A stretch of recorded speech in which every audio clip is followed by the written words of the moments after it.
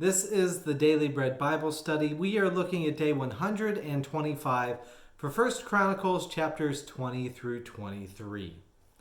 Now in 1 Chronicles 20, we see the siege and capture of Rabbah begin in 2 Samuel 11.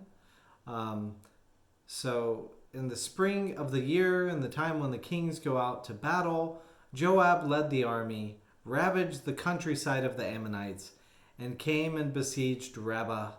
But David remained in Jerusalem. So this is where the two stories kind of diverge. 2 Samuel 11 goes on to explain David's affair with Bathsheba and his plotting to murder Uriah. Instead, 1 Chronicles 20 mentions nothing. Instead, it focuses on David taking the crown of Milcom, which weighs a talent of gold. And ironically, the story is actually rather helpful in our biblical studies, even though it is rather unhelpful in learning about David's affairs. This is one of the few places in the Bible where the word talent is used. The usage refers to making things from a talent of gold or paying a talent of gold. And thus, it does not help us understand how much a talent of gold actually weighs. Now, the section from 1 Chronicles 20 helps us understand that a talent of gold is an amount that could be worn on a head.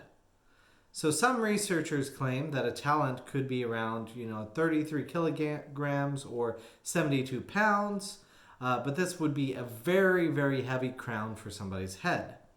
I imagine the weight would be very hefty, and no king is going to wear a 72-pound crown.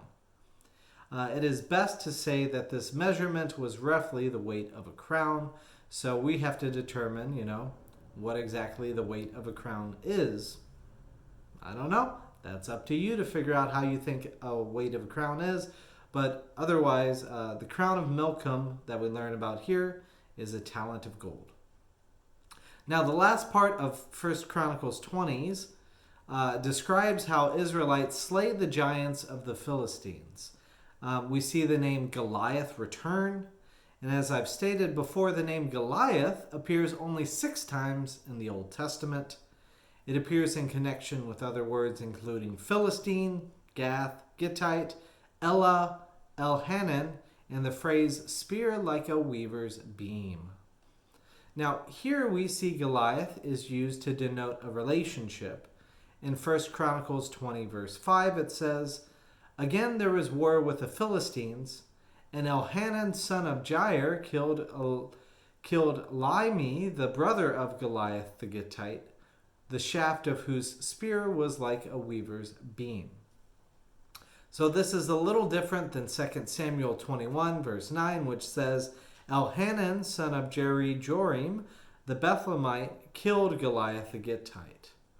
So these stories in 1 Samuel 17, 2 Samuel 21, verse 19, and Chronicles 20, verse 5 seem to kind of shuffle around the details a little bit, making the stories kind of familiar yet different.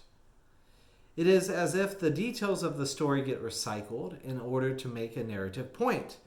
Namely, that God gives defeat over the imposing Philistines, and by David and his companions, all this is done. So in 1 Chronicles 21, on day 98, I explored the parallel of this story in 2 Samuel 24. One major difference is who provokes the census. In 2 Samuel, God tempts David with the census. In 1 Chronicles 21, it is Satan who tempts David with the census. This is a subtle yet important difference in theological perspective. It is likely more of an issue for modern-day readers with a developed mythology of demons and devils, aka I don't like the image of Bible, thinking about... I don't like to imagine the Bible as thinking about a big red devil with horns, right? Satan is definitely the tempter, but what Satan looks like is not really important. The question remains here is that does God cause people to sin? Now, for 2 Samuel, it appears so, but in 1 Chronicles, it appears that Satan is responsible for sin. So, what do you think, and why do you think that? Well, is it God who is the one ultimately responsible for temptation and sin, or is it the devil who's ultimately responsible, for sin? And so, in some ways, you could implicate, God in both of that. Does God allow Satan to tempt? Well, all of this is something that really they're not trying to address here at all. They're just trying to say that David sinned when he decided to take a census. But another thought comes up, as I discussed in day 98. It's a connection between the plague and the census made back in the Exodus story. So God approves Moses of taking a census under certain conditions. In Exodus 30:11, the Lord spoke to Moses, saying, "When you take a census of the Israelites to register them, at registration all of them shall give a ransom for their lives to the Lord, so that no plague shall come upon them for being registered." Now, David's census leads to a plague, so a connection seems intentional. Additionally, the plague subsides when David does give a ransom, an offering through animal sacrifice, saying in 1 Chronicles 21, verse 24, "I will not take for the Lord what is yours, nor burnt offerings that cost me nothing." So I should note that he says this to Ornan, the Jebusite, instead of Araunah, the Jebusite, in 2 Samuel. So yet again, all these details and names kind of shuffled a bit. In 1 Chronicles 22, we see that King David chooses a place of the Temple of Solomon for it to be built. He makes preparations with Tyre to get wood, and there is an encounter with Solomon around instruction specifically for the temple.